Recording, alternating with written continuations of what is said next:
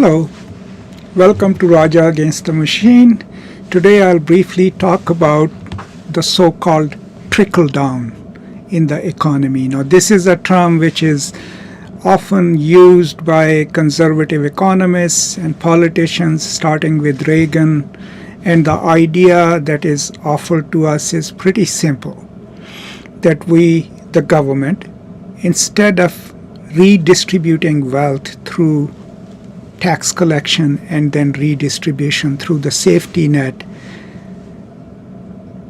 should give more money to those who have wealth so that they can keep more of their surplus wealth.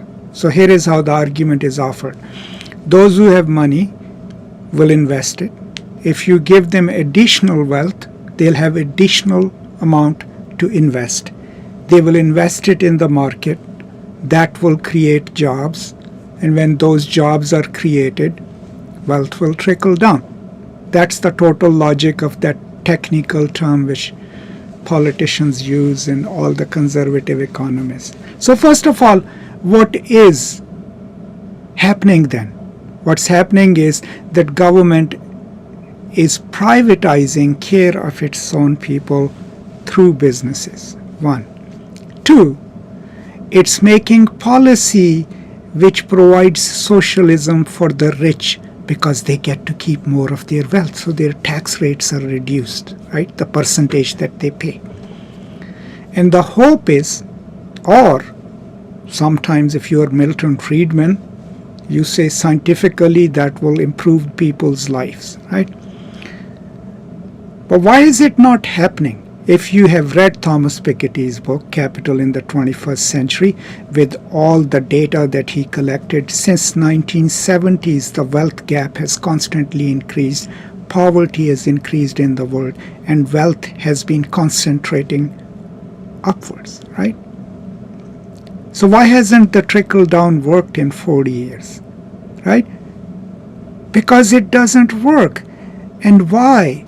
Because to imagine the trickle-down effect, you have to imagine a nationalistic economy, an economy in which people, first of all, invest in things that produce something, and two, invest close to their home, within their national economy, right?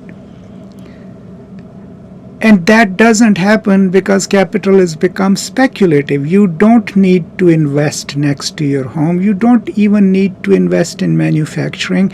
You can just send your money out, hopping the interest rates or hopping the exchange rate all over the world and just make money by itself and come back to you. And that's exactly what these people are doing. If the corporations have the money, they're just holding the cash. They are not investing back into the economy. They're not investing to create more jobs. So as a result, while the government itself gave up on its job of redistributing some of the wealth through welfare programs and through social care programs,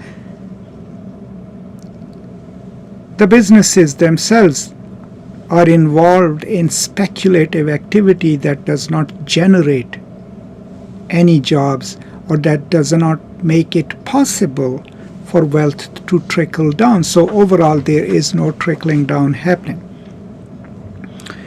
Now, how do they sell it to us? Of course, I mean, all these policies require an uncritical population, a population that doesn't question these slogans. So how do you do that? Then look at the conservative educational policies. The same people who are telling you wealth will trickle down also want an educational system that is testing based, right? And that doesn't want to fund public education, right? And wants you to take tests so that you can prove that your school is accomplished. When you do that, then you create a population that is spending time on preparing for the test and not asking critical questions, not learning how to ask critical questions. So this entire argument of trickle down and all the other conservative politics then force the conservatives to create policies that increasingly must create uncritical, unreflective citizenry. Because if the citizens start thinking critically, then all of these things will collapse, right?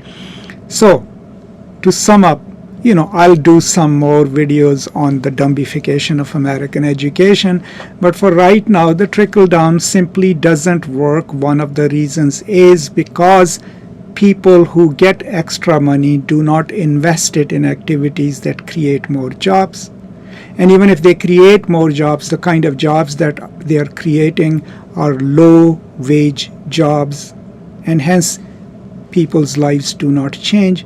But more importantly, when the rich are allowed to keep more of their wealth with the hope that they will invest, they are investing in speculative capital. They are investing in things that where money can make money by itself, right?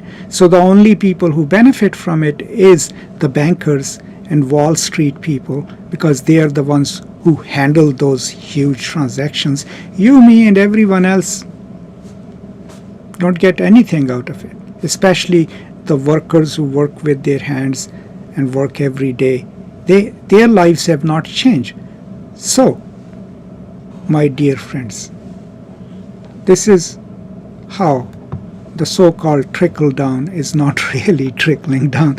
And I think it's time we ask these politicians, especially Ted Cruz's and all these other stooges of the world, to really sit down and answer these questions instead of just giving us, nationalistic and chauvinistic slogans. That's all from me today. Thank you so much. Take care. Love each other. And as always, from me, peace and love.